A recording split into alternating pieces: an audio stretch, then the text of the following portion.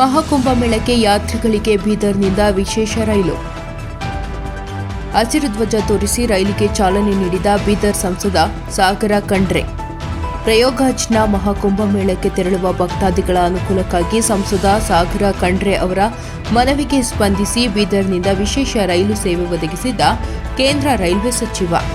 ಬೀದರ್ನಿಂದ 400ಕ್ಕೂ ಹೆಚ್ಚಿನ ಭಕ್ತಾದಿಗಳು ಪ್ರಯಾಗ್ರಾಜ್ ಮಹಾಕುಂಭಮೇಳಕ್ಕೆ ಪ್ರಯಾಣ. ಮಹಾಕುಂಭಮೇಳಕ್ಕೆ ತೆರಳುತ್ತಿದ್ದ ಯಾತ್ರಿಗಳಿಗೆ ಶುಭ ಹಾರೈಸಿದ ಸಂಸದ ಸಾಗರ ಖಂಡ್ರೆ. ವರದಿ ಶ್ರೀಮಂತರಾವ ಇಂಚುರೆ.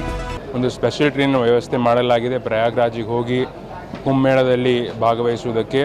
ಅದಕ್ಕೆ ಬೀದರ್ ಜಿಲ್ಲೆಯಿಂದ ಈಗಾಗಲೇ ಸುಮಾರು ಜನ ಸ್ಪೆಷಲ್ ಟ್ರೈನಿಂದ ಹೋಗಿದ್ದಾರೆ. ಎಲ್ರಿಗೂ ಶುಭವಾಗಲಿ, ಒಳ್ಳೆ ರೀತಿಯಲ್ಲಿ ಅವರ ಆಶೀರ್ವಾದ ತೊಗೊಂಡು ಬರಲಿ ಅಂತ ನಾನು ಹೇಳೋದಕ್ಕೆ ಬಯಸುತ್ತೇನೆ. ಅದ್ರ ಜೊತೆ ನಾವೆಲ್ಲರೂ ಕೂಡಿ ನಮ್ಮ ಯಾರ್ಯಾರು ಮುಖಂಡರು ಕಾರ್ಯಕರ್ತರಿದ್ದೀವಿ, ಇವತ್ತಿನ ದಿವಸ ನಾವು ರೈಲ್ವೆ ಸ್ಟೇಷನ್ಗೆ ಬಂದು ಅವರಿಗೆಲ್ಲ ವ್ಯವಸ್ಥೆ ಸರಿಯಾಗಿ ಆಗಿಲ್ಲ ಆಗಿದೆ ಅಂತಂಬದು ನೋಡಿಸಲಿಕ್ಕೆ ನಾವು ಬಂದಿದ್ದೀವಿ. ಎಲ್ಲರಿಗೂ ಬೀದರಿಂದ 450 ಜನ ಹೋಗಿದ್ದಾರೆ.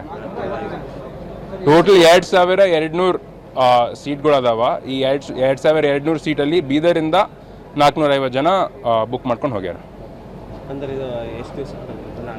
ನಾಡ್ದಿಗೆ ಮಾಡ್ತೀವಿ.